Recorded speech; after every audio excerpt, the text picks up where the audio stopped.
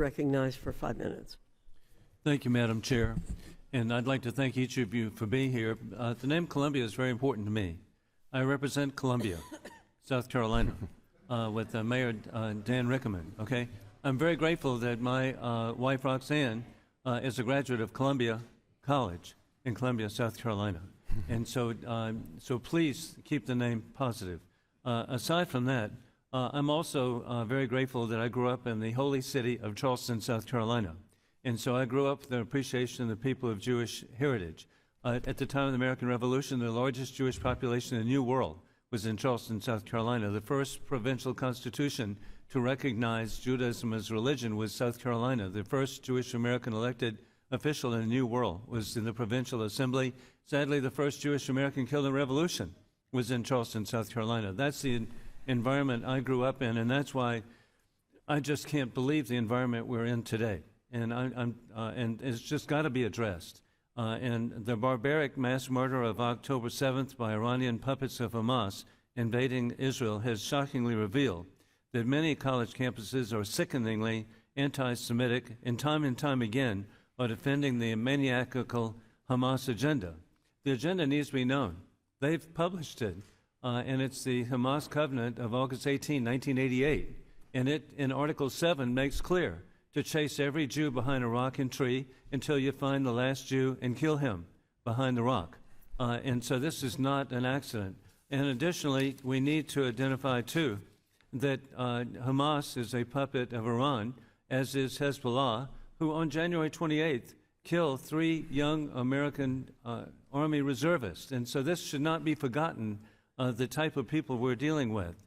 College campuses have descended from the coveted citadels of intellectual freedom to illiberal arenas of intolerance and bigotry, full of closed-minded intolerance that is protected by left-wing academia. All Americans in good faith want college education to be meaningful students to achieve the American dream, free from harassment, intimidation, and destructive and mindless indoctrination. And I particularly support diversity of intellectual ideology. It should be, when we talk about diversity, good gosh, it should be ideological too, not mandated Soviet-style education. And so I wrote a column for the Washington Times op-ed December 7th last year, explaining my concern about anti-Semitism.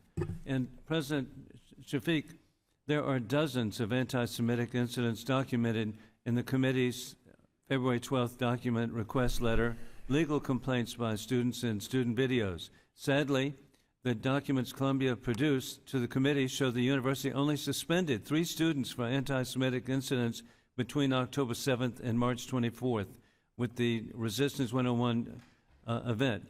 All 3 of those were lifted or reduced upon adjudication. What standard does Columbia use to decide the anti-Semitic conduct rises to the level of what you've identified as suppression?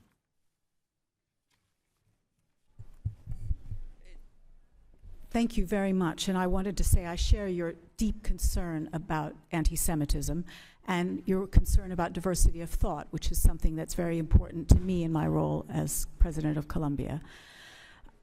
I think the fundamental issue, and I think this is something the Anti-Defamation League has said in its own work, the ultimate solution to fighting this horrible form of bigotry is education. And that is a huge focus for us at Columbia.